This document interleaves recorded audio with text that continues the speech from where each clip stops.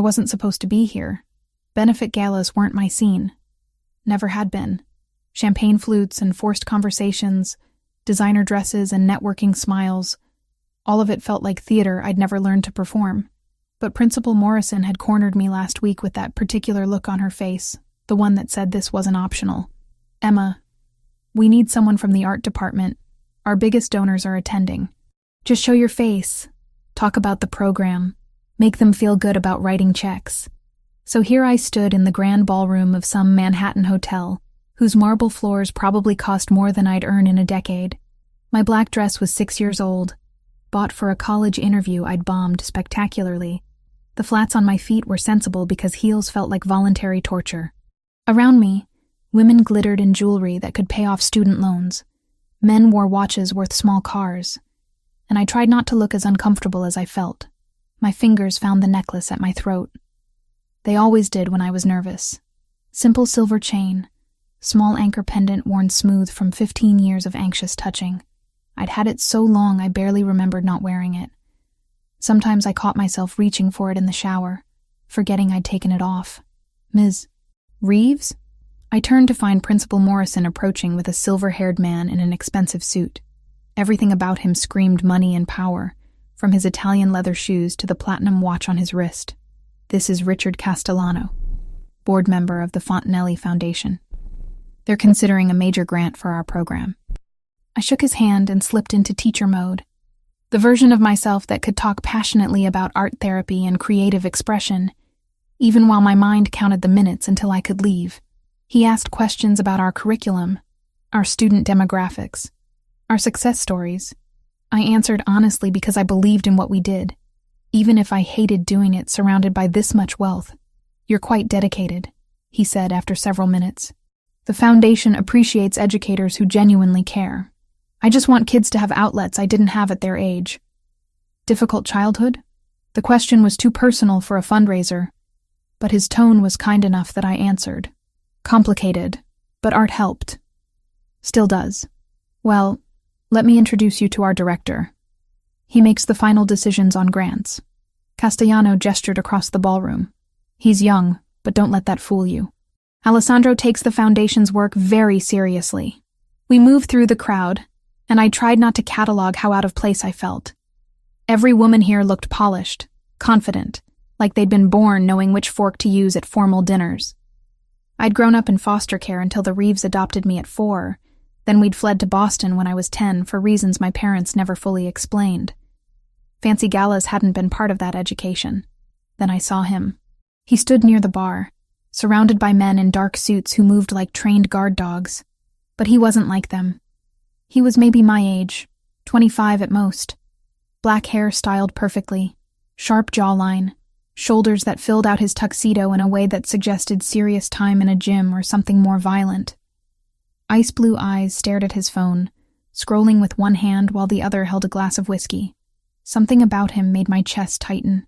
Not attraction, though he was objectively attractive. Something deeper, more unsettling, like my subconscious recognized something my conscious mind couldn't place. Castellano was still talking. "Alessandro oversees our educational initiatives personally. He believes strongly in giving back to communities that need it most." Alessandro. The name felt heavy in my mind, significant in a way I didn't understand. Then he looked up. His eyes found mine across the crowded ballroom and the world tilted. I couldn't breathe, couldn't look away. Those eyes, that exact shade of blue. I'd seen them before. I knew I had. But where? When? His gaze dropped from my face to my throat, to the necklace. Every muscle in his body went rigid. The phone in his hand went dark. The whiskey glass trembled slightly in his grip. For 3 seconds that felt like hours. He just stared at the anchor pendant resting against my collarbone. Then he moved. Not walked. Moved. Like a predator who'd spotted something that belonged to him, cutting through the crowd without seeming to notice the people who stepped hastily out of his way. The men in suits followed, but stopped when he raised one hand in a sharp gesture. I should have run. Every instinct I'd developed from years of surviving foster care screamed at me to turn and leave immediately, but my feet wouldn't cooperate. He stopped directly in front of me. close enough that I had to tilt my head back to meet his eyes. Up close, he was even more intimidating. Taller than I'd realized, at least 6'3", the scent of expensive cologne mixed with something darker, more dangerous. Leather and gunpowder and violence barely contained. Where did you get that necklace? His voice was low, controlled. But underneath, I heard something sharp and desperate. My mouth opened. Nothing came out. Those eyes kept boring into mine, demanding answers I couldn't give. I asked you a question. His hand moved, fingers closing around my wrist. Not painfully, but firm enough that I couldn't easily pull away. Where did you get it? I bought it. The lie came automatically, practiced from 15 years of keeping secrets. At a thrift store, years ago. You're lying. I'm not. Your pulse is racing. His thumb pressed slightly against the inside of my wrist, finding the frantic beating of my heart through thin skin. You're terrified. Why? Because you're grabbing me at a fundraiser. We stared at each other. The noise of the gala faded into background static. There was only him. Only those ice-blue eyes that I knew from somewhere. Only the pressure of his fingers on my wrist and the terrible certainty that this man could destroy me if he wanted to. Mr. Fontanelli? Castellano's voice broke whatever spell had locked us together. Alessandro's fingers loosened but didn't immediately release me. When they finally did, my wrist burned where he'd touched me, like his fingerprints had been branded into my skin. Richard.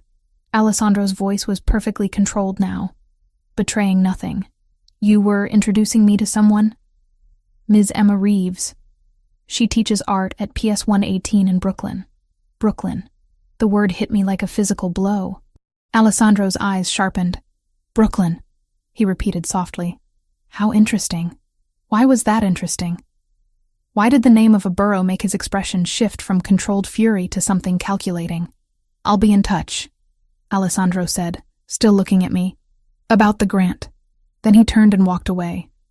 The men in suits falling into formation around him. I stood there shaking, my wrist still burning, my heart still hammering. Castellano was saying something about funding timelines and application processes.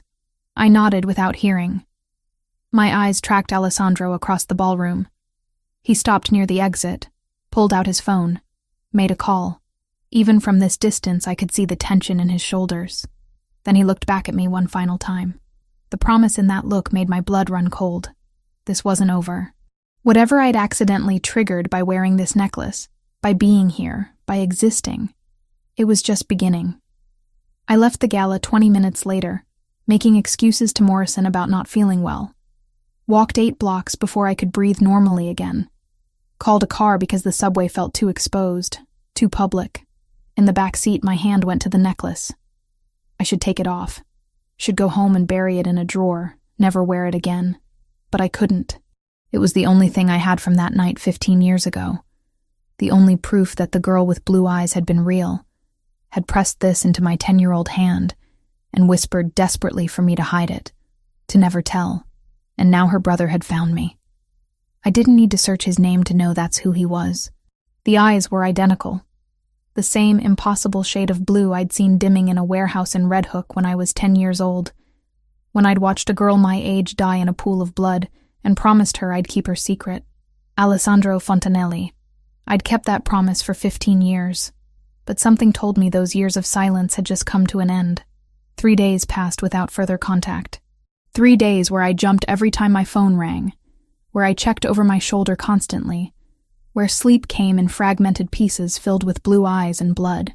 I tried to tell myself I was overreacting, that Alessandro Fontanelli had been surprised by the necklace but wouldn't actually do anything about it, that I was safe. I was wrong. It started with the feeling of being watched. On my way to school the second morning, I noticed a black sedan parked across from my building. Tinted windows, engine running, no one getting in or out. By the time I left for work, it was gone. I told myself I was being paranoid.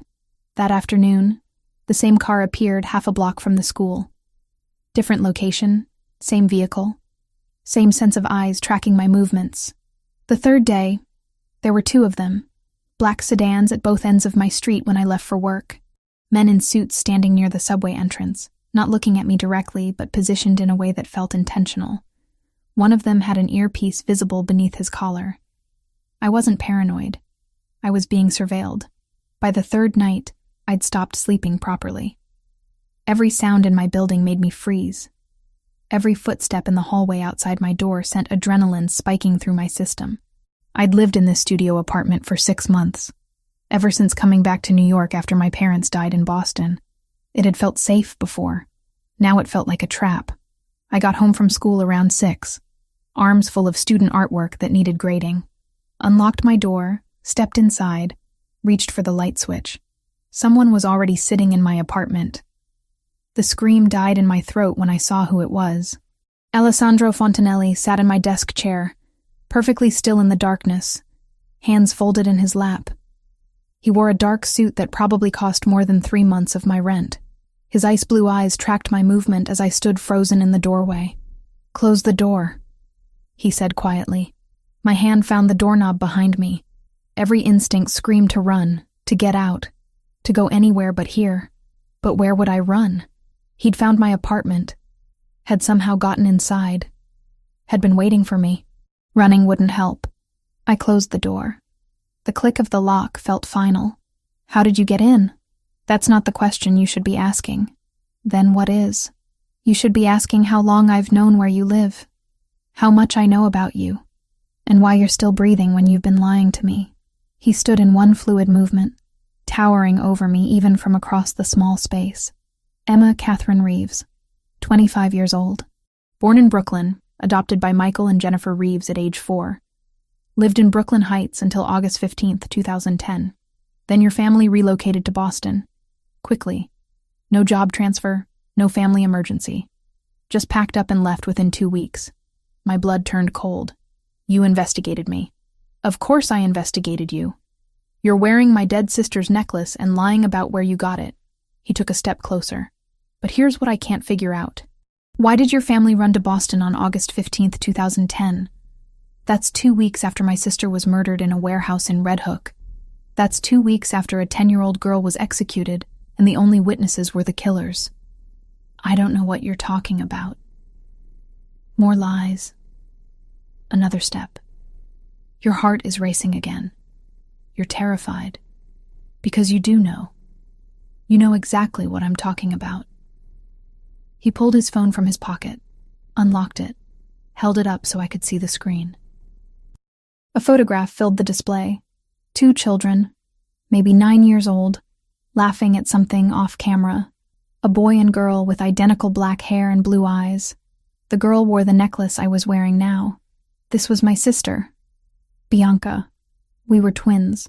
This was taken a month before someone shot her 3 times in an abandoned warehouse and left her to die. His voice was steady, but underneath I heard something breaking. She was wearing this necklace when she died. It was a gift from me. I made it myself, saved for months to buy the pendant, had it attached to sterling silver. There's no other one like it in the world. I couldn't look away from the photograph. The girl's face, frozen in happiness, laughing at something she couldn't have known would be her last summer. Those blue eyes so full of life. So, I'll ask you one more time, Emma. Where did you get that necklace? My legs gave out. I slid down the wall until I was sitting on the floor, arms wrapped around my knees. 15 years. I'd kept this secret for 15 years. Never told anyone, not even therapists my parents sent me to after we moved. Never spoke about that night, about what I'd seen, about the promise I'd made. But now her brother was standing in my apartment with evidence I couldn't deny, and the walls I'd built around that memory were crumbling. I was there, I whispered. Alessandro went completely still. What? I was there that night. In the warehouse. I saw everything. The words kept coming now. 15 years of silence breaking like a dam. I was hiding. I didn't mean to be there. I ran away from home and I was just trying to find somewhere safe to sleep, and I ended up in that warehouse and then they came. He moved closer, slowly, like approaching a wounded animal. Crouched down in front of me so we were at eye level. Tell me everything. So I did. I told him about my adoptive father drinking, about the fight that night, about running away at 10 years old with nowhere to go, about finding the abandoned warehouse in Red Hook, about hiding under a tarp-covered table in the upstairs office. about waking up to the sound of cars pulling up outside. I heard footsteps on the metal stairs. I stayed hidden, but I could see through a gap in the tarp, could see into the main warehouse space through the office window. My voice shook, but I kept going. There was a man. Older, silver hair. He was carrying a little girl. She was crying, asking for her dad. He kept telling her it was okay, that they'd be with her dad soon, that she was safe. Alessandro's breathing changed. Franco Sassolini, my father's advisor. I don't know his name, but he seemed kind. He set her down behind some crates, told her to stay quiet. Then the others came. 3 men. 2 of them were speaking another language, Italian maybe. The third one had an accent, different from the others. Hispanic, and he had a tattoo. I closed my eyes, pulling up details I'd tried to forget. A snake. Green and black, going from his collar up his jaw. Very detailed. What happened then? They argued. The older man, Franco, he stood between the girl and the 3 men, started yelling at them. It got louder, more aggressive. Then I heard phones ringing. One of the men answered, spoke quickly in Italian. He said a name. Luminari. I remember because it sounded pretty, like something from a fairy tale. Alessandro's entire body went rigid. You heard Luminari? You're certain? Yes. He said it twice on the phone. Then everything happened so fast. Tears ran down my face, but I didn't stop. The man with the snake tattoo pulled a gun. Franco tried to shield the girl, but they shot him. 3 times. He fell. She screamed and tried to run. They shot her too. Where were you? Still under the table. I was paralyzed. Couldn't move, couldn't scream. I just watched. They made more phone calls, talked about cleaning up later. Then they left, got in their cars and drove away. And it was so quiet except for this wet, rasping sound. My voice broke completely. I knew I should help. I knew I should do something. But I was just a kid and I was terrified. It took me so long to move. By the time I crawled out and went down to where she was, I thought she was already dead. But then her eyes opened. Alessandro reached out, gripped my shoulder. She was alive? When you got to her? Barely. There was so much blood. She looked at me and for a second she was scared, like I might hurt her too. Then she understood I was just another kid. She reached up and took off the necklace with shaking hands, pressed it into my palm and closed my fingers around it. She could barely talk, but she whispered something. She said, "Hide it. Don't tell. Promise." And you promised. I promised. I didn't know what else to do. Then her eyes just stopped seeing me. She was gone. I looked up at Alessandro, at the tears streaming down his face. I'm so sorry. I'm so sorry I couldn't save her. I'm sorry I kept the secret. But I promised her. And I was so scared they'd come back and kill me too if anyone knew I'd been there. He pulled me into his arms without warning, held me while I sobbed against his chest. 15 years of trauma pouring out. When I finally calmed enough to breathe, he pulled back slightly. You were 10 years old, he said roughly.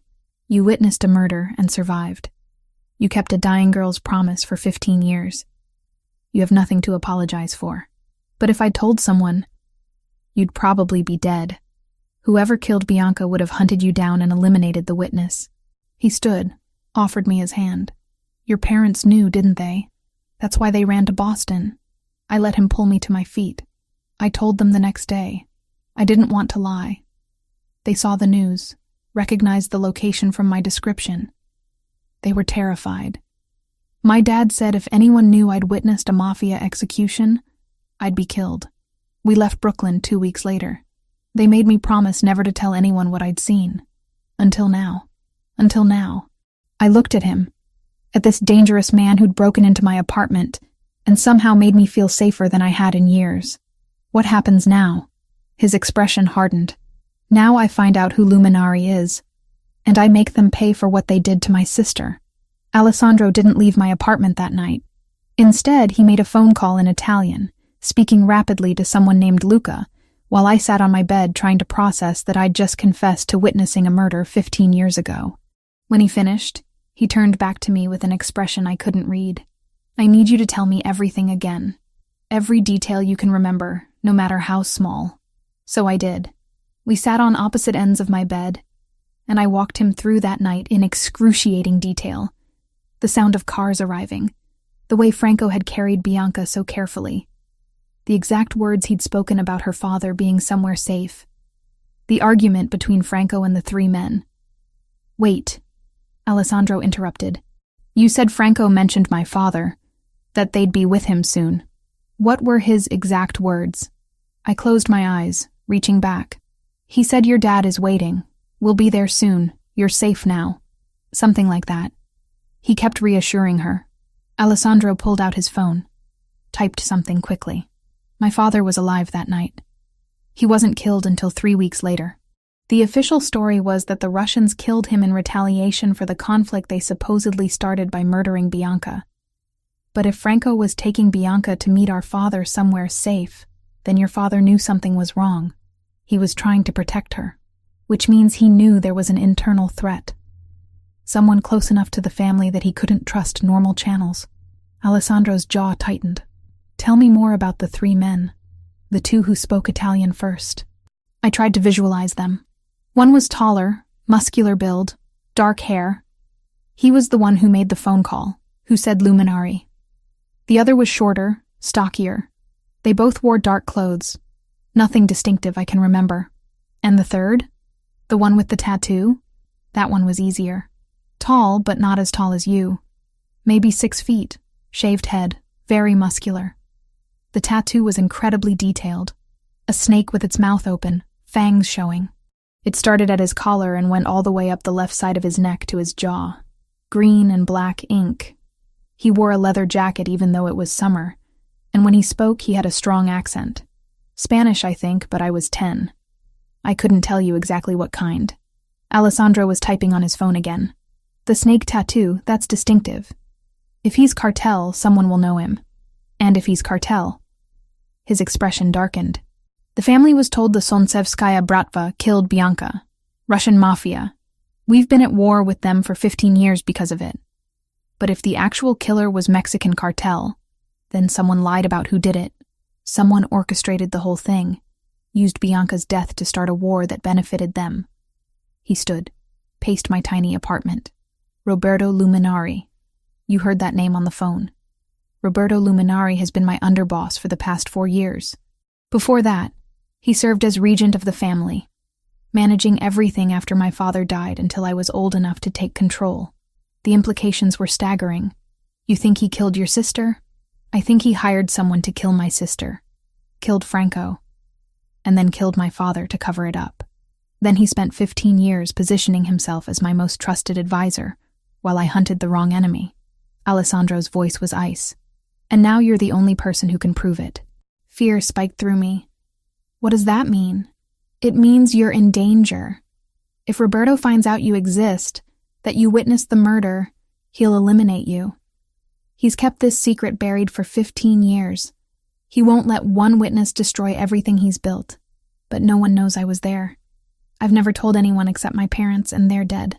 I found you in 3 days, Emma. If I could track you down using basic information, Roberto can too. Especially now that he knows I'm interested in you.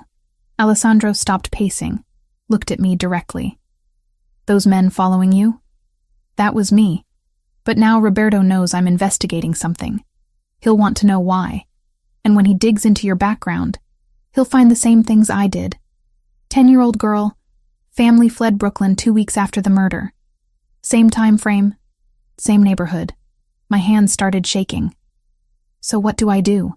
You come with me. Now. Tonight. I'll put you somewhere safe while I investigate Roberto, while I find proof of what he did. I can't just leave. I have a job, responsibilities. You'll be dead within 48 hours if you stay here. The bluntness made me flinch. He wasn't trying to scare me. He was stating a fact, something he understood from years living in a world I'd only glimpsed from the shadows. I'll handle your job. He continued. Family emergency, need immediate leave, perfectly understandable. Your principal won't question it. But Emma, I'm not giving you a choice here. You're coming with me whether you agree or not, because you're the key to everything. The only living witness to my sister's murder. The only person who can identify the killers and confirm Roberto's involvement. I should have argued.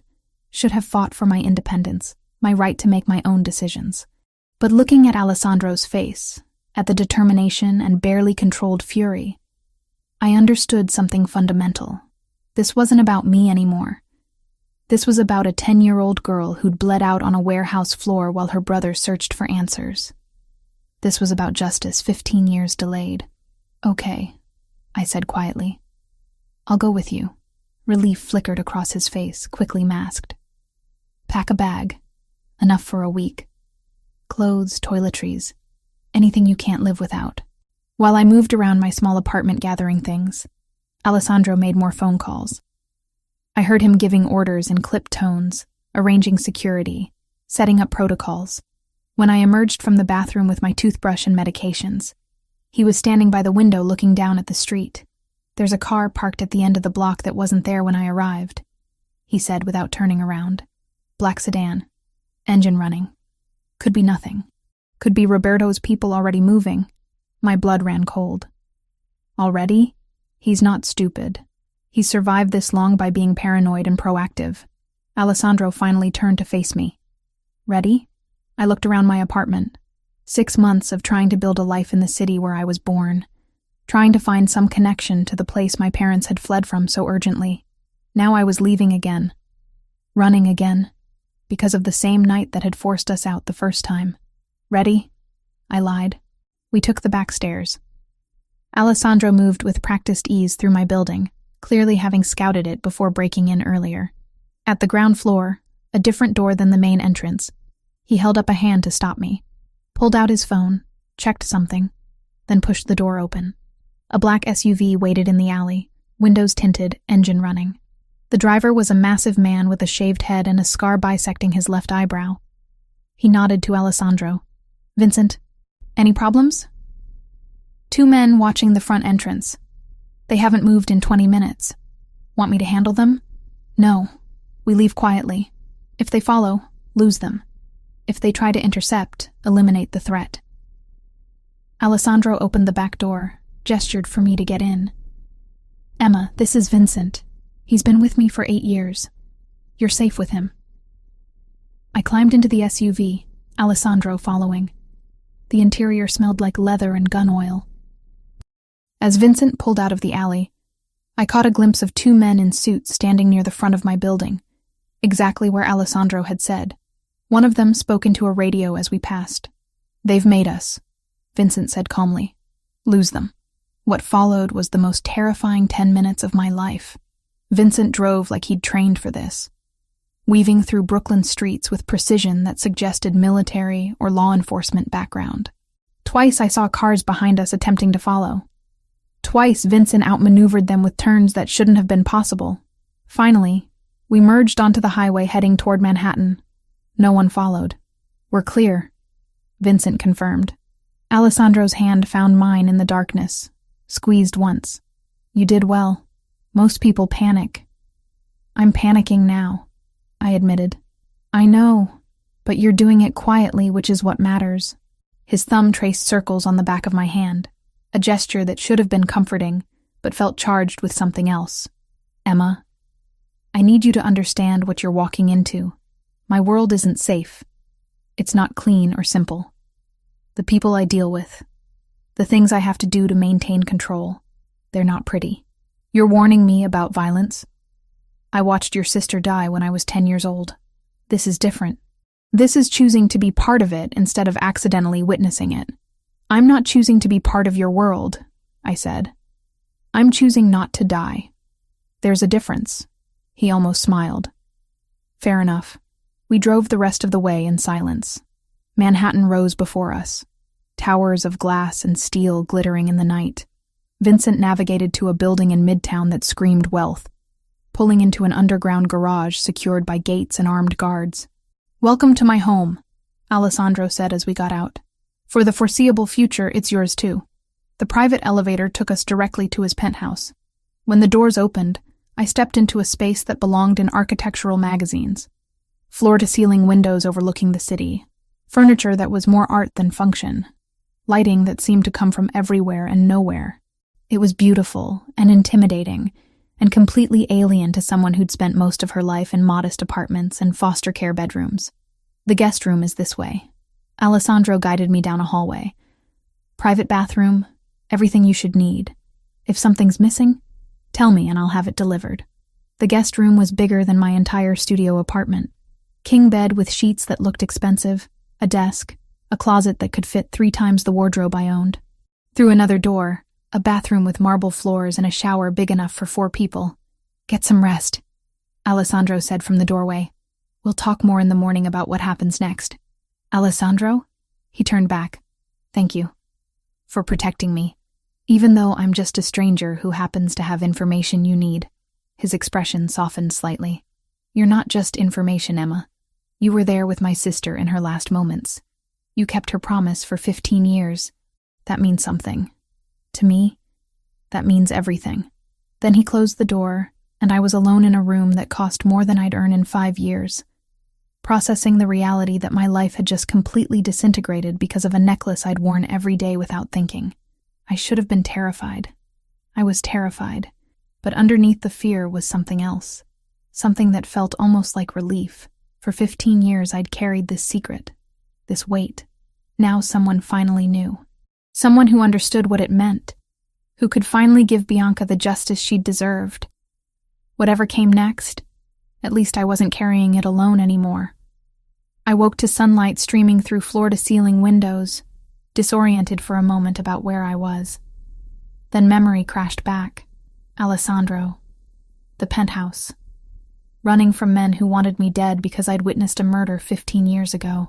I checked my phone. 7:30 in the morning.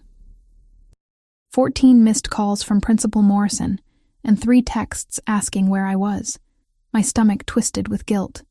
But what could I say? Sorry, can't come in, hiding from the Mafia. When I finally worked up the nerve to leave the guest room, I found Alessandro in the kitchen area. He'd changed from last night's suit into dark jeans and a gray Henley that emphasized his build. Coffee mug in hand, phone pressed to his ear, speaking rapid Italian to someone. When he saw me, he ended the call. Morning. There's coffee and I had breakfast delivered. Help yourself. The kitchen island was loaded with pastries, fruit, bagels, cream cheese, enough food for 6 people. My stomach rumbled despite the anxiety. I need to call my principal, I said, pouring coffee. She's worried. Already handled. Luca called this morning, told her you had a family emergency and needed immediate leave. She approved 2 weeks. Luca, my second in command. He's been with me since I took control of the family 4 years ago. Alessandro watched me doctor my coffee with cream and sugar. How'd you sleep? Barely. You? Same. I've been working on identifying your snake tattoo friend since 4 this morning. He pulled out a tablet, swiped to an image. Is this him? I looked at the photo. A man with a shaved head and neck tattoo, exactly as I remembered. The snake's fangs visible even in the grainy surveillance shot. My breath caught. That's him. That's the man who shot Bianca and Franco. Alessandro's expression went cold and satisfied simultaneously. His name is Javier Castillo, freelance sicario who works primarily for the Cartel de Sinaloa, based in Tijuana but travels for high-value contracts. He's wanted in 3 countries for murder, trafficking, and weapons charges. How did you find him so fast? I have contacts who specialize in this kind of information. Description of a distinctive tattoo combined with cartel connections. Timeline from 2010, it was enough. He swiped to another image, this one a dossier with details in Spanish and English. According to my sources, Castillo did several jobs in New York between 2009 and 2011, then nothing in this region for over a decade. Because Roberto didn't need him anymore, I said quietly. Once Bianca and your father were dead, the job was done. Exactly. Alessandro set the tablet down. But this gives us proof. A cartel sicario killed my sister, not Russian mafia. Which means someone hired him and lied about who was responsible. Which means Roberto orchestrated everything. I forced myself to eat a bagel, needing something in my stomach. What was Franco doing that night? Why was he taking Bianca somewhere? That's what I've been trying to piece together. Franco Sassolini was my father's most trusted advisor. They'd known each other for 30 years. If my father sent Bianca away with Franco, it was because he'd identified a serious internal threat. Alessandro pulled up another document on the tablet. I had Luca pull council records from July and August 2010. There was a meeting scheduled for August 3rd, 2 days after Bianca died. The agenda item was listed as disciplinary review for unauthorized external contracts. Someone was doing business they weren't supposed to. My father was planning to bring formal charges against someone in the family. Someone high-ranking enough that it required council approval for punishment. He met my eyes. Roberto was underboss even then, my father's second in command. If my father discovered Roberto had been conducting unauthorized business with cartels, dealing behind his back, skimming profits, your father would have stripped him of power and probably had him killed, at minimum. More likely, he would have been executed as an example. Alessandro's voice was matter-of-fact, like we were discussing firing an employee instead of murder. So Roberto moved first. Had Castillo kill Franco and Bianca to prevent them from reaching safety, then killed my father 3 weeks later before the investigation could advance. The pieces fit together with horrible clarity. Your father must have known something was wrong. That's why he sent Bianca away with Franco. He was trying to protect her until he could deal with Roberto. But someone tipped Roberto off. Someone told him Franco was moving Bianca that night. Alessandro's jaw tightened, which means Roberto had spies even back then. People loyal to him over my father. I thought about what I'd heard that night, replaying the conversation in my mind. When Franco was arguing with the men, he said something. He switched to English for one sentence. He said, "He knows everything. He's already gone to the council." Alessandro went very still. "You're certain those were his words?" "I'm certain." It stood out because everything else was in Italian. But that one sentence, he said it in English. Maybe so Bianca would understand, or maybe just because he was stressed. I closed my eyes, pulling up the exact memory. He said it right before they shot him, like he was trying to tell them it was too late, that killing them wouldn't stop what was already in motion, which means my father had already presented evidence to the family council, had already started formal proceedings against Roberto. Alessandro stood abruptly, started pacing. That's why Roberto had to kill my father so quickly. The council knew there was an investigation. If my father had lived another week, Roberto would have been exposed and eliminated. But your father died, and you were just a child, too young to follow up on the investigation. And Roberto became regent, controlling everything while I grew up. He had 11 years to bury evidence, to consolidate power, to ensure his version of events became accepted truth.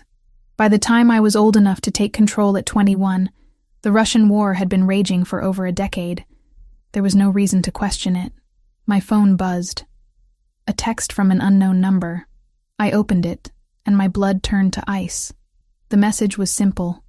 One line. "We know you're with him. Come out, and we'll make it quick." I showed Alessandro. His expression went from anger to cold fury in a heartbeat. "When did this come through?" "Just now. I don't recognize the number." He took my phone, did something with it, then handed it back. "They tracked you through your phone." "I should have thought of that last night. We'll get you a clean device today." "Alessandro, they know I'm here. They know I'm with you. They know you're somewhere with me. This building is a fortress. They can't get to you here." But his tone suggested he was trying to convince himself as much as me. "I need to move faster. Roberto's escalating, which means he's panicking." As if summoned by the conversation, Alessandro's phone rang. He glanced at the screen, and something flickered across his face. "It's Roberto. Are you going to answer?" "I have to. If I avoid him now, it confirms I'm onto him." Alessandro composed his expression into neutrality before answering. "Roberto, good morning." I couldn't hear the other side of the conversation, but I watched Alessandro's face carefully. His expression remained controlled, but his free hand curled into a fist against the counter. "No, I haven't been avoiding you. I've been dealing with some personal matters. Nothing that concerns family business." Pause. "I don't think that's necessary. Whatever you need to discuss can wait until our scheduled meeting Thursday." Another pause. Longer this time. "No, Roberto. I'm not meeting you today. I said Thursday." He ended the call, set the phone down deliberately. "He wants to meet immediately. Says there are urgent matters requiring my attention. He's never pushed this hard before. Because he knows something's wrong. He knows you're investigating. Or he knows about you. Alessandro's eyes met mine. Emma, I need to ask you something, and I need complete honesty. When you were in that warehouse, did anyone see you? Even for a second? Any chance one of those men knew there was a witness? I thought back, replaying every moment. I don't think so. I was completely hidden under the tarp. They never came upstairs to the office area. After they left, it was several minutes before I moved. By then they were gone. But there's a chance, a small one, that they saw movement, heard something, noticed something was off. I suppose there's always a chance. But I was terrified. I barely breathed. 15 years, Emma. Roberto's kept this secret for 15 years. If he even suspects there was a witness, someone who could destroy everything he's built, he'll eliminate that threat without hesitation. Alessandro moved closer, his presence overwhelming in the bright kitchen. Which means you can't leave this penthouse. Not for any reason. Not until I've dealt with Roberto and neutralized the threat. How long will that take? Days. Maybe a week. I need to gather enough evidence to prove to the family council that Roberto betrayed us. I need documentation, witnesses, something beyond just your testimony. He reached out, tucked a strand of hair behind my ear. The gesture was gentle but possessive.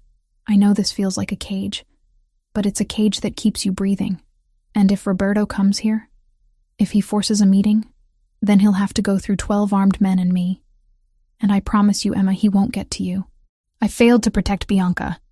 I won't fail to protect you. The intensity in his voice made something in my chest tighten. This wasn't just about finding his sister's killer anymore.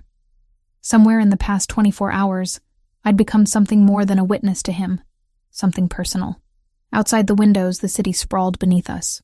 Millions of people living ordinary lives, going to jobs, drinking coffee, completely unaware that 20 floors above them, a woman was hiding from killers because she'd made a promise to a dying child 15 years ago. I need to do something, I said. I can't just sit here waiting. If I'm stuck in this penthouse, give me something to do, something useful. Alessandro considered this, then nodded. Write down everything you remember from that night. Every detail, no matter how small. Descriptions of the 2 Italian men. Any other words you heard. The exact timeline.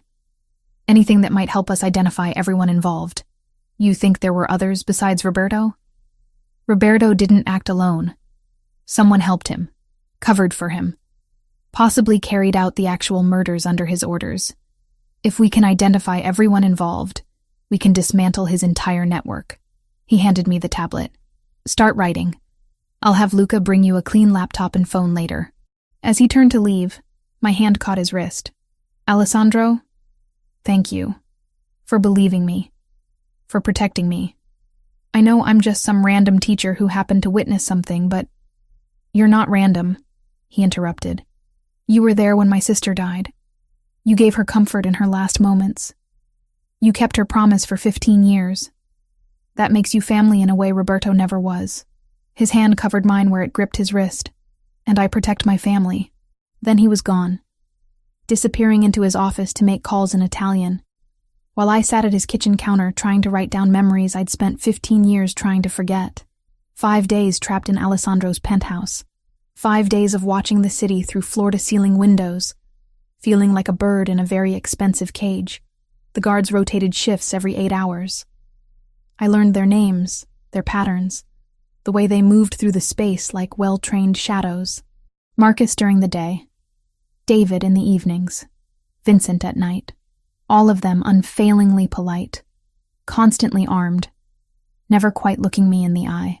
Alessandro disappeared for hours at a time, handling business he wouldn't discuss. Sometimes I'd hear him on phone calls in Italian, his voice sharp with command. Other times he'd work in his office with the door closed, and I'd see the glow of his computer screen through the frosted glass. He'd check on me periodically, ask if I needed anything, then vanish again into whatever violent world he inhabited. I spent my time writing down everything I remembered from that night, filling pages with details I'd tried to forget. The sound of Bianca's breathing as she died, the exact shade of Franco's silver hair, the pattern of blood on the concrete floor, every word I could remember from the phone conversations. Alessandro collected these notes like they were sacred texts, studying them for hours, cross-referencing with information I wasn't privy to. By the 6th night, I was going quietly insane. The penthouse was beautiful, but it was still a prison. I couldn't leave, couldn't see friends, couldn't even open a window because Alessandro was paranoid about sniper positions. The walls were closing in. I couldn't sleep again. Too much nervous energy, too much thinking about Roberto hunting me, too much replaying that warehouse scene on an endless loop. Around 2 a.m, I gave up and went to the living room in pajama pants and an oversized t-shirt Alessandro had given me when my clothes ran out. The city glittered beyond the windows like scattered diamonds. How many people out there were sleeping peacefully, unaware that a war was brewing in the shadows? How many of them had witnessed murders and kept the secret for 15 years? Can't sleep? I spun around. Alessandro stood in the doorway to his office, tie loosened, sleeves rolled up to his elbows. He looked exhausted, dark circles under his eyes, jaw shadowed with stubble. He'd been pushing himself as hard as he was pushing his investigation. I didn't mean to disturb you. You didn't. He moved to the bar, poured whiskey into 2 glasses, brought one to me. You look like you need this more than I do. I took it, even though alcohol at 2 a.m. felt like a terrible idea. The burn was familiar now after 5 nights of this routine. Funny how quickly bad habits formed in captivity. How long does this go on? I asked. How long before Roberto makes his move or you make yours? Soon. We're close to having everything we need. He sat on the couch, gestured for me to join him. I did, keeping distance between us, hyper-aware of how thin my borrowed pajamas were. Luca found records of wire transfers from Roberto's accounts to shell companies in Mexico. The timing matches up with when Castillo was in New York. It's not conclusive proof, but it's circumstantial evidence. Is that enough? Not yet. I need something concrete. A witness, documentation, recorded confession. Something the family council can't dismiss as coincidence. He took a long drink. The problem is Roberto's been covering his tracks for 15 years. He's good at this. What happens if you can't prove it? Do I just hide here forever? No. If I can't prove it through evidence, I'll handle it another way. His expression went cold. But that's messier. It raises questions, creates instability. I'd prefer to do this cleanly. I knew what he meant by handle it another way. Murder. Plain and simple. And the casual way he discussed it reminded me that no matter how gentle he'd been with me, Alessandro Fontanelli was still a mafia boss. Violence was his language. Tell me about her, I said instead. About Bianca. What was she like before that night? He was quiet for so long I thought he wouldn't answer. Then, she was everything I wasn't. Soft where I was hard. Kind where I was cold. We were twins, but we couldn't have been more different. His fingers traced the rim of his glass. She cried when she saw hurt animals, would bring home strays even though my father forbade it. She'd sneak them into her room, hide them until our mother inevitably found out. Your father was strict? He ran a criminal organization. Strict doesn't begin to cover it, but with Bianca he was different, softer. She was the only person who could make him laugh genuinely. Alessandro set his glass down, stood, crossed to a bookshelf, pulled down a silver-framed photograph, brought it back to me. The image showed 2 children around 9 years old, a boy and girl with identical black hair and blue eyes, arms around each other, laughing at something off camera. The girl wore the necklace I'd had on at the gala. Joy radiated from both their faces. That was taken at our birthday party, a month before she died. She'd just beaten me at chess for the first time. Wouldn't stop gloating about it for weeks. His voice roughened. I was supposed to protect her. We had this thing, this twin connection everyone talks about. I could always tell when she was upset or scared. But that night, I didn't feel anything. Didn't know she was in danger until it was too late. You were 10 years old. You couldn't have known. I should have. I should have felt something was wrong. He took the photo back, stared at it. After she died, that connection just went silent. Like part of me died with her. I spent years trying to feel it again, trying to find some sense of her still existing somewhere. But there was nothing. Just absence. I moved closer without thinking. Driven by impulse I didn't fully understand. She made me promise to survive. Those were practically her last words. To hide the necklace, to never tell, and to survive. I think she knew she was dying and she wanted someone to live. Even if she couldn't. Alessandro's eyes met mine. You kept that promise. For 15 years you survived. You built a life, became a teacher, helped other kids. That's what she would have wanted. Is it enough, though? I survived, but I never got her justice. I never told anyone what really happened. You're telling now. That's what matters. His hand came up, cupped my face. The touch was gentle but electric. Emma, I need you to understand something. You're not just a witness to me. You're not just a piece of evidence in my investigation. Then what am I? You're the last person who saw my sister alive. The last person who heard her voice, who felt her touch. You're a connection to her I thought I'd lost forever. His thumb traced my cheekbone. And you're someone who's been carrying this trauma alone for 15 years, because you were brave enough to keep a dying girl's promise. The air between us felt charged. I should have moved back, maintained distance, remembered that this man was dangerous no matter how gently he touched me. But I didn't. Instead, I leaned into his palm, felt the warmth of his skin against mine. Alessandro. His phone rang, shattering the moment. He pulled back, answered it with clipped efficiency. I only caught fragments. Luca's name, something about council archives. Then Alessandro's expression changed completely, shifting from controlled warmth to predatory focus. You found it? You're certain? Pause. No, don't send it digitally. Bring the physical documents here. Now. He ended the call, looked at me with something like triumph. Luca found what my father presented to the family council in July 2010. Formal accusations against Roberto with documented evidence of unauthorized cartel dealings, skimming operations, and betrayal of family interests. That's what you needed. Proof. It's what I need to show the council that my father already proved Roberto was a traitor 15 years ago. Combined with your testimony about hearing Roberto's name at the murder scene, about the cartel sicario, about Franco's words, it's enough. His hands gripped my shoulders. Emma, this is almost over. Once I present this to the council, Roberto's finished. But he won't go quietly. He'll fight back. Let him. I'm ready. Alessandro's expression went cold in a way that reminded me exactly who and what he was. He killed my sister. He killed Franco. He killed my father. He's terrorized you and tried to have you murdered. I'm going to end him. And I'm going to do it in a way that destroys everything he's built. Before I could respond, before I could process the violence in his voice, his office intercom buzzed. A voice I recognized as Vincent's came through. Tense and urgent. Boss, we've got a situation. Roberto just arrived in the lobby with 6 men. He's demanding to see you. Says it's family emergency, can't wait. Alessandro's jaw tightened. How did he get past building security? He's got authorization codes. Old ones from when he used to visit regularly. Security let him through before we could intervene. Lock down the floor. No one comes up without my explicit order. I don't care if he's got codes.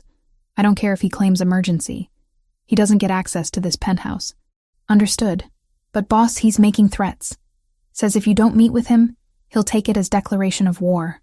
Alessandro looked at me, something dangerous and protective flashing in his eyes. Go to your room. Lock the door. If you hear gunfire, get in the bathroom and stay low. Understand? You're going to meet with him? Here? Now? I don't have a choice. If I refuse, it confirms everything he suspects. I have to face him. Have to maintain the pretense that nothing's wrong until Luca arrives with those documents. His hands framed my face. Emma, I swear to you he won't get near you. I'll kill him myself before I let him hurt you. I'm not worried about me. I'm worried about you walking into an ambush. This is my world. This is what I do. He pressed a kiss to my forehead, quick and fierce. Now go. Lock the door. Don't come out until I tell you it's safe. I wanted to argue. Wanted to tell him this was insane. That meeting with Roberto while tensions were this high was suicide. But the look in his eyes stopped me. This wasn't just about strategy or safety.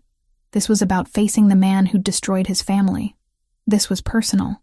So I went to my room like he ordered, locked the door, stood with my ear pressed against the wood, listening to the sounds of the penthouse.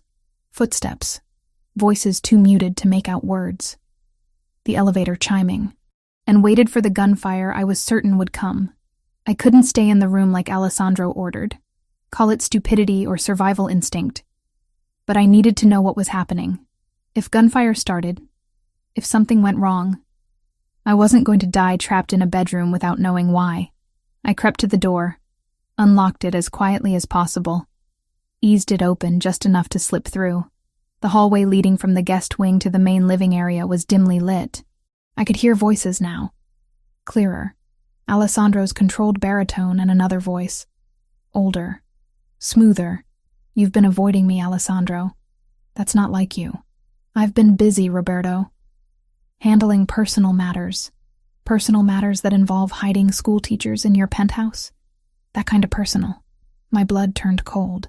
He knew. Of course he knew. I moved closer, keeping to the shadows, until I could see into the living room. Roberto Luminari stood near the windows, hands clasped behind his back like a professor delivering a lecture. He looked nothing like I'd imagined. Silver hair perfectly styled, expensive suit, wire-rimmed glasses that gave him an intellectual air. He could have been anyone's grandfather, not a man who'd murdered children. 6 men stood behind him in a loose semicircle. All of them had the look of professionals, hands near concealed weapons, eyes constantly scanning. Alessandro's guards were positioned strategically around the room. At least 8 that I could see, probably more hidden. The tension was explosive. I don't know what you're talking about, Alessandro said evenly. Don't insult my intelligence. You disappeared a woman from her apartment 6 days ago. Emma Reeves, 25, substitute teacher. The same woman you showed unusual interest in at that fundraiser. Roberto turned from the window, smile never reaching his eyes. Want to tell me why you're so fascinated with a nobody school teacher? That's my business. Everything you do is family business. You're not just Alessandro Fontanelli anymore. You're the boss. Your actions affect all of us. Roberto moved closer, unthreatening, but deliberate. So I'll ask again. Why are you hiding her? What does she have that's worth risking political stability? Nothing that concerns you. But it does concern me, because I've done research on Ms. Reeves. Very interesting background. Born in Brooklyn, adopted young, lived in Brooklyn Heights until August 2010. Then her family fled to Boston within 2 weeks. No job transfer, no explanation, just ran. August 2010. That was the same month sweet little Bianca died. Same neighborhood, too. What a remarkable coincidence. Alessandro's expression didn't change, but his hand moved slightly toward his weapon. The guards all tensed simultaneously. Careful with accusations, Roberto. I'm not accusing anyone of anything. I'm simply observing interesting patterns. Roberto spread his hands in a gesture of reasonableness. A 10-year-old girl witnesses a traumatic event.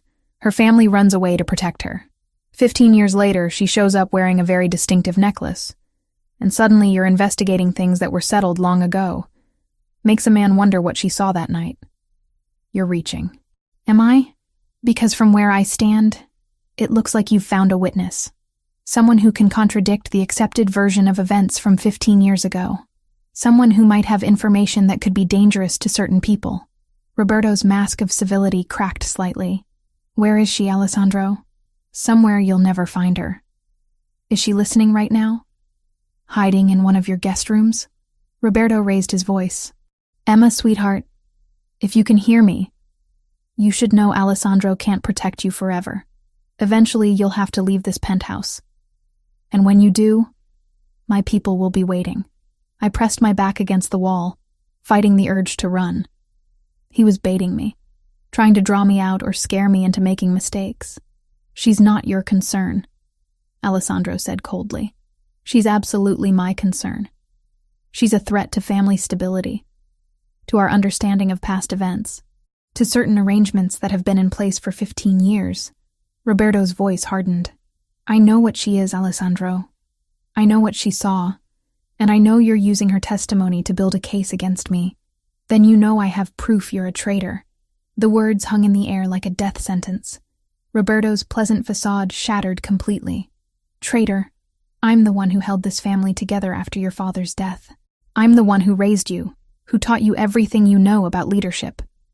I earned my position through years of loyal service. You murdered my sister. You murdered Franco. You murdered my father." Alessandro's voice was ice. "You hired a cartel sicario named Javier Castillo to kill them, then blamed the Russians to start a war that kept everyone distracted while you consolidated power. You've been lying to my face for 15 years. Roberto laughed. Actually laughed. "You're basing this fantasy on the word of some teacher who claims she witnessed something 15 years ago when she was a traumatized child?" "Alessandro, I expected better. I have more than her testimony. I have financial records showing wire transfers to Mexican shell companies. I have documentation of your unauthorized dealings with the Cartel de Sinaloa. I have the formal accusations my father presented to the family council days before his death." For the first time, uncertainty flickered in Roberto's eyes. "That's impossible. Luca found them in the council archives. Everything my father compiled proving you were a traitor. He was going to bring charges, strip you of rank, probably have you executed. So you moved first. Killed Bianca and Franco to prevent them from escaping. Killed my father to stop the investigation. Then spent 15 years rewriting history. Even if that were true, you can't prove it. Your witness is a traumatized woman with childhood memories. Hardly credible. And whatever documents you think you have can be explained as misunderstandings, accounting errors. The council will decide that. Not you." Alessandro pulled his phone from his pocket. "Luca, come up. Bring the documents." Roberto's expression went cold and calculating. His hand moved slightly, a signal to his men. They all shifted, hands going to weapons, preparing for violence. "I could kill you right now," Roberto said conversationally. "Tell the family you'd gone mad with paranoia. That you attacked me first, forced my hand. Half the council would believe it. You've been erratic lately, distracted. It would make sense. You'd never leave this building alive. My men outnumber yours 3-1 just on this floor. But I'd still be rid of you. That might be worth the cost." They stared at each other. Two predators weighing violence against survival. I realized with horrible clarity that I was about to witness a massacre. The air felt dense with inevitability. Then the elevator chimed. Luca stepped out, carrying a leather portfolio. He looked pale but determined. "Boss, I have everything." Roberto's eyes tracked to the portfolio with barely concealed hatred. "Let me see what Antonio supposedly compiled against me." Luca opened it, pulled out yellowed documents. Even from my hiding spot, I could see the handwritten notes, the signatures. Council records from July 28, 2010. Antonio Fontanelli presented formal charges against Roberto Luminari. Unauthorized business with foreign cartels, skimming family profits, conducting operations without council approval. 3 council members witnessed and signed. Antonio planned to bring it to vote on August 3rd, 2 days after Bianca died. Alessandro said softly, "Funny timing." Roberto's face was stone. "This proves nothing. It proves my father knew you were a traitor. It proves he was moving against you. It proves you had motive to kill him and anyone who might support his accusations." Alessandro took the documents from Luca. "Combined with Emma's testimony about hearing your name at the murder scene, about the cartel sicario, about Franco's words, it's enough. The council will vote to strip your rank and authorize execution. The council won't believe the word of some frightened teacher over 15 years of loyal service. They'll believe her when she describes Javier Castillo in perfect detail, when she tells them about the snake tattoo, about the Spanish accent, about you being named specifically by the killers. They'll believe her when they cross-reference her testimony with these documents and realize everything lines up perfectly." Roberto's pleasant mask vanished entirely, replaced by cold fury. "You self-righteous little bastard. You think you're better than me? I built this empire while you were playing with toys. I made the hard decisions your father was too weak to make. I gave you a throne to inherit. You murdered my 10-year-old sister. There's no justification for that. She was collateral damage. Franco was taking her away before I could explain myself to your father. I needed time to negotiate. to make him understand my methods. But Franco panicked, and the situation escalated. Roberto's voice turned bitter. Your father was obsolete, too soft, too bound by outdated traditions. The family needed strength. I provided it. The confession hung in the air. I covered my mouth to keep from gasping. Alessandro moved with sudden violence. His fist connected with Roberto's jaw, sending the older man staggering. Roberto's guards reached for weapons, but found themselves staring down 24 red laser sights from Alessandro's men, positioned throughout the penthouse. Lower your weapons, Alessandro commanded, or you all die where you stand. Slowly, reluctantly, Roberto's men complied. Alessandro hauled Roberto up by his collar, slammed him against the window hard enough I heard it crack. You killed my sister. You killed Franco, who was loyal to my father for 30 years. You killed my father and made me call you mentor for 15 years while you lied to my face about everything. Alessandro's voice was deadly quiet. You destroyed my family. And for what? Power? Money? Pride? Roberto spat blood. For survival. For the future of this organization.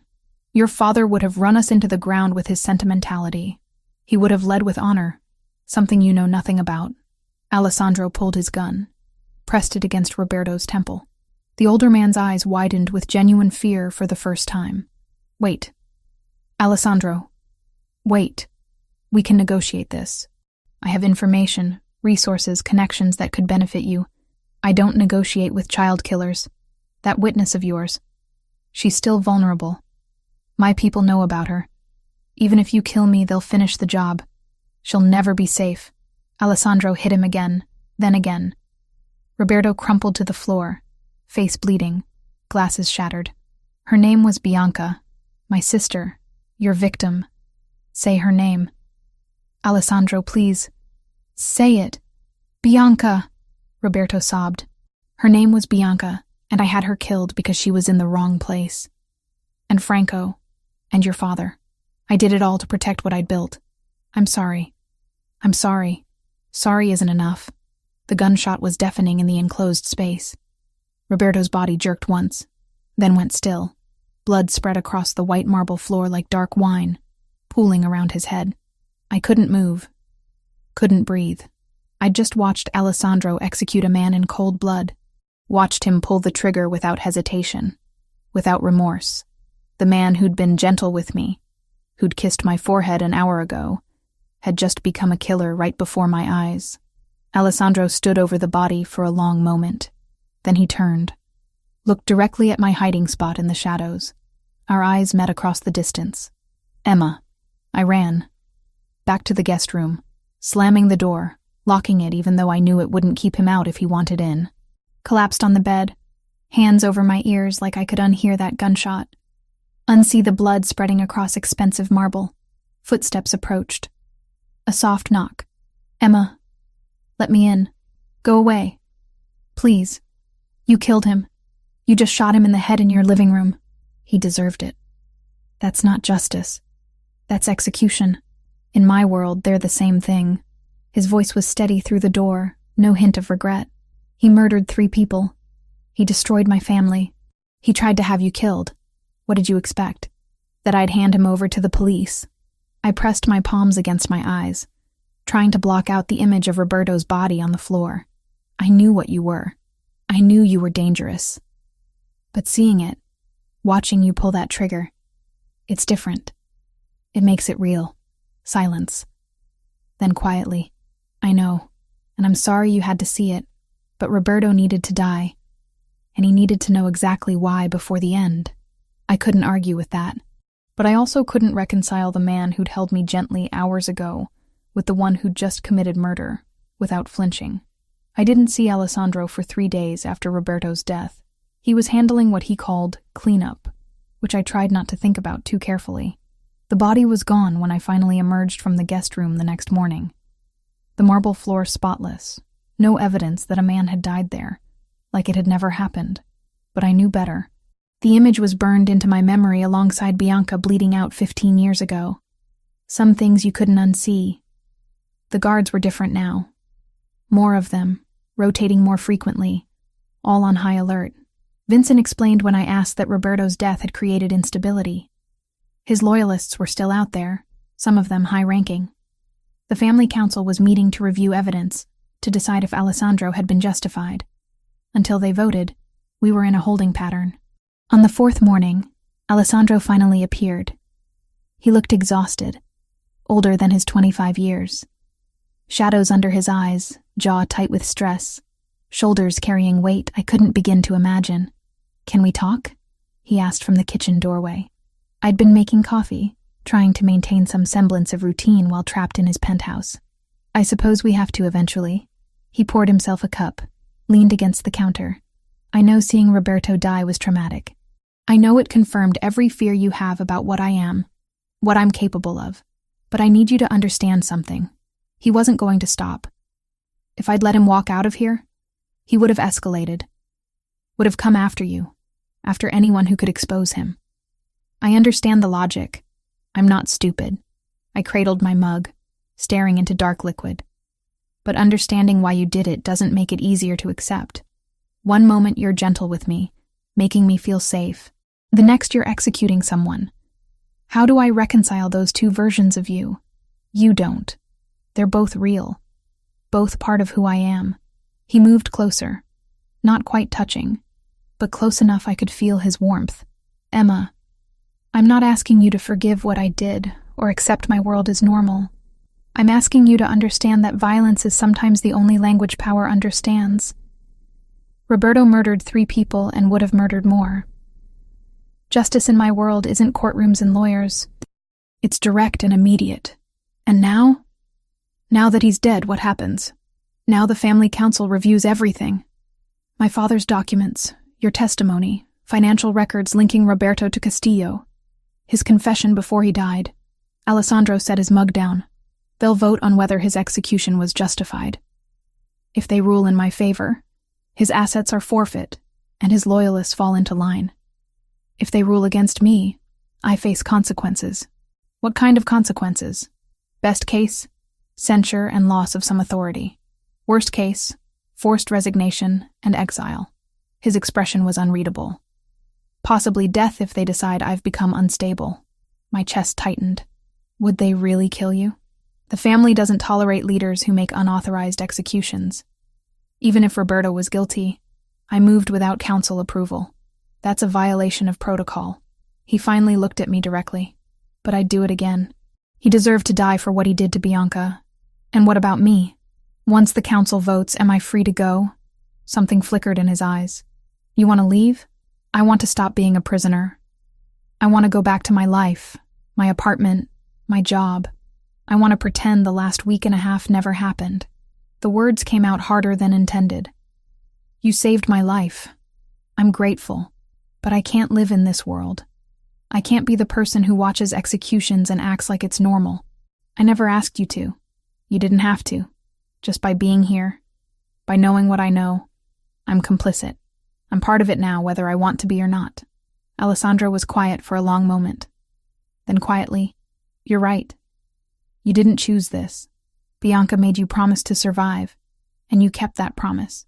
But keeping it brought you into my world. Made you a target. That's not fair to you. So what happens next? The council meets tomorrow. They'll hear everything, review evidence, make their determination. Regardless of outcome, Roberto's network is dismantled. Without him giving orders, his people have no direction. You'll be safe to resume your life." He paused.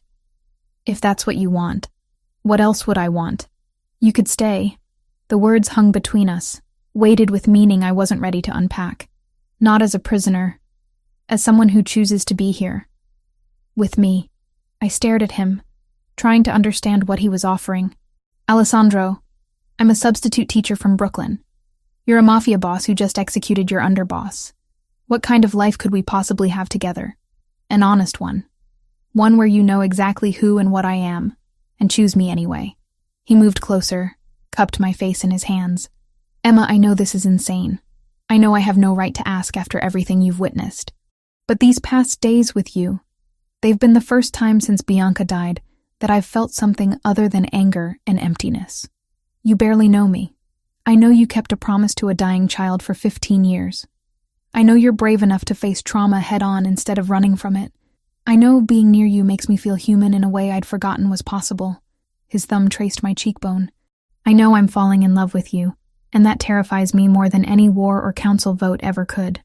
The confession made my breath catch. Part of me wanted to lean into those words, to believe we could somehow make this work. But reality was harsh and unforgiving. I can't, I whispered. I can't be with someone who solves problems with violence, who kills people without hesitation. That's not who I am. Pain flickered in his eyes, but he nodded. I understand. After the council votes, I'll have Vincent take you home. You'll have security stationed discreetly nearby for a few weeks, just to ensure no residual threats. After that, you're free to live however you want. And you? I'll go back to being Alessandro Fontanelli, boss of a criminal empire, living a life you want no part of. He let his hands drop. But I'll never forget that you were there with my sister when she died, that you gave her comfort in her last moments. That matters, Emma. Even if nothing else between us does. He turned to leave, but I caught his wrist. Alessandro, wait. I need you to know something. These feelings, whatever this is between us, it's not one-sided. When you touch me, when you look at me like I matter, I feel something I haven't felt since my parents died. Like I'm not alone anymore. Then why are you pushing me away? Because I'm terrified. Terrified of your world, of the violence, of losing myself in something I can't control. I watched my parents live in fear for 15 years because of one night. I can't do that to myself. Can't choose a life where danger is constant, and death is always one decision away. Alessandro pulled me into his arms, held me tight against his chest. I could hear his heart beating, strong and steady despite everything. I wish I could promise you safety. I wish I could be someone other than what I am. But I can't lie to you. Not after everything. My world is dangerous. It always will be. And anyone close to me lives with that reality. I know. I pulled back enough to look at him. That's why I have to leave. Not because I don't care about you. Because I care too much to watch you become more of what killed Bianca. You think I'll end up like Roberto? I think violence breeds violence. I think the more you kill, the easier it becomes. I think eventually you'll stop seeing people as human and start seeing them as obstacles or threats. I touched his face gently. And I think you deserve better than that. Better than becoming the thing you hate. He kissed me then, fierce and desperate, like he was trying to memorize the taste of me before I disappeared. I kissed him back, pouring 15 years of loneliness and fear and desperate need for connection into it. When we finally broke apart, we were both breathing hard. If circumstances were different, he said roughly. If I was anyone else, would you stay? If circumstances were different, we never would have met. Bianca would still be alive and you'd be living whatever life she'd have wanted for you. I managed a sad smile. I'm glad I met you, Alessandro. I'm glad I could finally tell someone the truth about that night. But we were never meant to be anything more than this. Two people brought together by tragedy, trying to find justice for a little girl who deserved so much better. She did deserve better. So do you. He stepped back, putting distance between us. The council meets at noon tomorrow. Luca will bring you my decision after that. Whatever they decide, you'll be free by tomorrow night. What if they rule against you? What if you're in danger? Then I'll handle it the way I handle everything. With violence and strategy and whatever it takes to survive. His expression hardened back into the cold mask I recognized from our first meeting. But you don't need to worry about that. By tomorrow night, you'll be back in your apartment. Back to your life. This will all be a strange 2 weeks you'll eventually convince yourself was some kind of fever dream. Will you be okay? After I leave, I've been alone since Bianca died. Another decade or two won't make much difference. He moved toward his office, then paused. Emma, thank you for keeping her promise, for surviving, for giving me closure I thought I'd never have. That means everything. Then he was gone. Door closing behind him with quiet finality. I stood in the kitchen of his expensive penthouse, coffee going cold in my hands, wondering how I'd managed to fall for someone whose world I couldn't possibly inhabit. Tomorrow the council would vote. Tomorrow I'd be free. Tomorrow I could go back to teaching art to fourth graders and pretending the past 2 weeks hadn't happened. So why did freedom feel like the worst kind of prison? Vincent drove me back to my apartment 2 weeks after I'd left it. 2 weeks that felt like a lifetime. Alessandro hadn't said goodbye. He'd been gone when Vincent knocked on the guest room door that morning, already at the council meeting that would determine his fate. Luca had delivered the news an hour later. The council ruled in Alessandro's favor. Roberto's betrayal was confirmed through overwhelming evidence. My testimony, combined with Antonio Fontanelli's documents and Roberto's recorded confession, left no room for doubt. Alessandro's execution was deemed justified. His position was secure. And I was free to go. My apartment looked exactly as I'd left it. Student artwork still on the walls, art supplies scattered across the desk, coffee mug in the sink from that last morning before everything changed. Like the world had frozen while I'd been gone. "We'll have someone posted nearby for the next few weeks," Vincent said, setting my bag inside. "You won't see them, but they'll be watching, just in case any of Roberto's people get ideas. Thank you. Boss wanted me to give you this." He handed me a phone, new and clean. "Your old one was compromised. This one's secure. His number's already programmed in if you ever need anything." After Vincent left, I stood in the center of my tiny studio and tried to feel relieved. I was home. I was safe. Roberto was dead. His network dismantled. The threat was gone. I could go back to teaching. Back to my ordinary life. So why did everything feel hollow? I returned to work the next day. Principal Morrison welcomed me back with sympathy about my supposed family emergency. My students had made welcome back cards. Their messy handwriting and enthusiastic crayon drawings exactly the kind of pure joy I'd needed. For 8 hours, I pretended everything was normal. But at night, alone in my apartment, I couldn't stop thinking about Alessandro, wondering if he was okay, if the council's ruling had really resolved everything, if he was sleeping, or if he lay awake like me, replaying those last conversations. 3 days passed, then a week. My phone stayed silent. The number Vincent had programmed remained untouched. Alessandro had meant what he said. He'd let me go, given me the freedom I'd asked for. I should have been grateful. Instead, I felt like I'd lost something irreplaceable. On the 8th day, I made a decision. Probably a stupid one, definitely a dangerous one. But I couldn't keep living with this weight, this sense of unfinished business. I called the number Vincent had saved. It rang twice before Alessandro answered. Emma.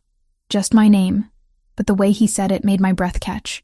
Like he'd been waiting for this call, hoping for it despite everything. "I need to ask you something," I said. "And I need you to be completely honest. Always. Are you okay? Really okay? The council ruling, your position, all of it?" Silence for a moment. Then, the council restored full confidence. Roberto's remaining loyalists either fell in line or were removed. The Russians accepted our explanation about the 15-year misunderstanding. We're negotiating reparations and new territorial agreements. Everything's stable. That's not what I asked. "I know." His voice roughened. "I'm functional. I'm leading the family, making decisions, handling business. But am I okay? No. I haven't been okay since Bianca died. And letting you walk away didn't help. You didn't let me walk away. I chose to leave, because I couldn't give you what you needed. Safety, normalcy, a life without violence. You were right to go. What if I was wrong?" The words came out before I could stop them. What if leaving was the coward's choice? What if I ran because I was scared of how much I felt instead of scared of who you are? Emma, don't do this to yourself. You made the right call. Did I? Because I've spent the last week teaching art to 9-year-olds and feeling like I'm sleepwalking through someone else's life.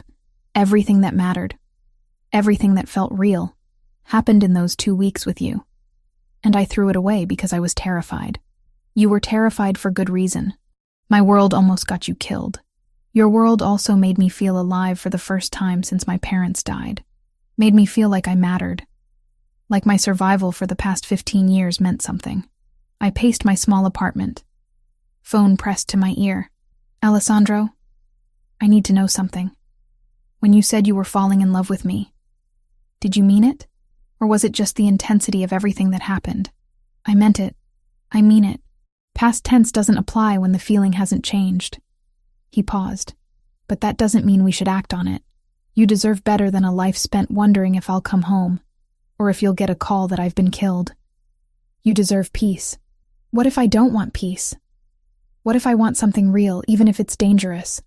Emma, I want to see you. Not at your penthouse, not with guards everywhere. Somewhere neutral. Can you do that? When?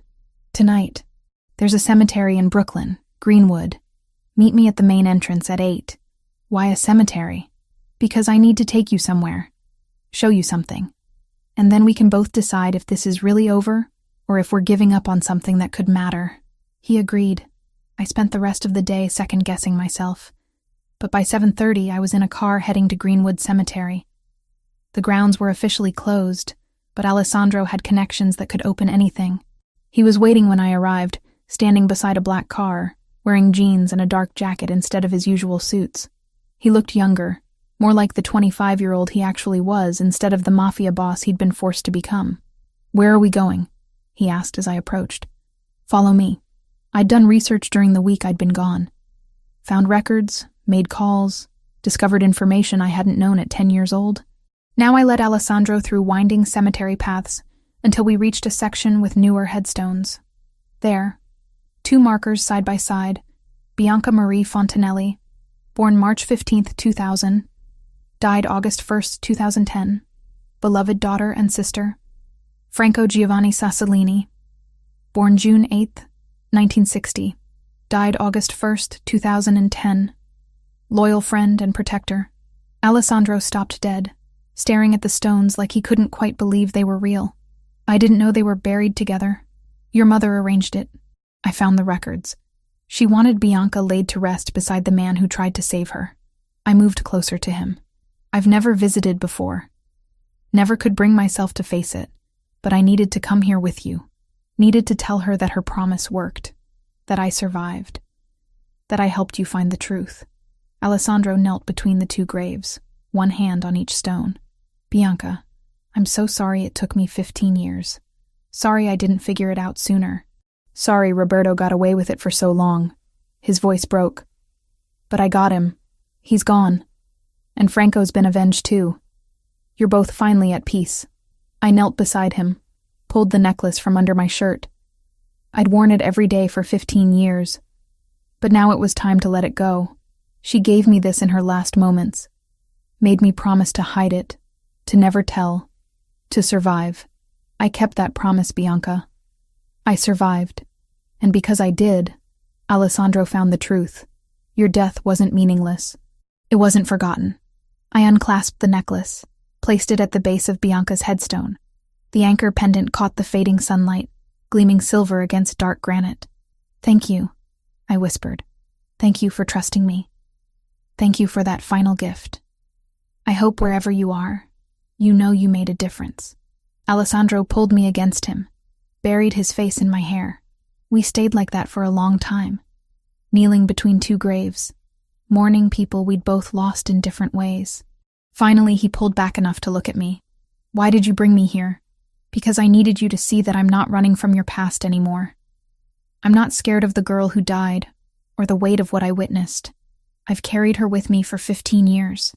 If I'm with you, I'll keep carrying her, but I won't be alone in it anymore. Emma, I still can't promise you safety. I'm not asking for safety. I'm asking for honesty, for a real relationship where I know exactly who you are and what your life involves, where I maintain my own identity, my own life, but build something with you anyway." I took his hands. "I want to keep teaching. I want my own apartment as a refuge when everything gets too intense. I want clear boundaries and the ability to walk away if things become unbearable. But I also want you. Want whatever this is between us. You're asking for a partnership, not a fairy tale. Fairy tales are for people who don't understand that real life is complicated and messy and sometimes terrifying. I understand exactly what being with you means. And I'm choosing it anyway." I met his ice blue eyes. "Are you choosing me back?" He kissed me then, gentle and fierce all at once. When we finally broke apart, He rested his forehead against mine. I choose you. Every day. Every decision. For as long as you'll have me. But if it gets too dangerous, if you change your mind, if you need to leave, I won't stop you. Your safety matters more than my happiness. Deal. But you don't get to make decisions for me about what's too dangerous. I'm an adult who survived trauma before. I can make my own choices. Stubborn woman. You have no idea. We stayed at the cemetery until the sun finished setting, talking about logistics and boundaries and what a relationship between a mafia boss and a substitute art teacher could possibly look like.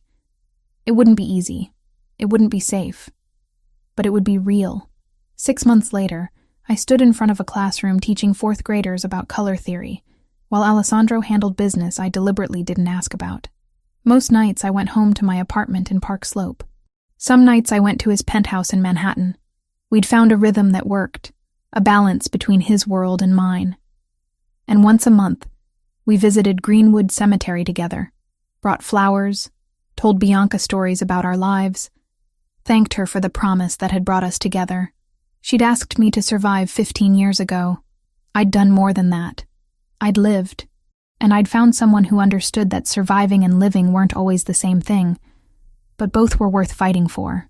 The anchor necklace remained at her grave, returned to its rightful owner, but the promise remained with me, woven into everything I'd become. Some people are brought together by chance, others by tragedy. Alessandro and I were brought together by a 10-year-old girl's final wish, a 15-year-old secret, and the desperate human need to believe that even in darkness, justice and love could somehow survive.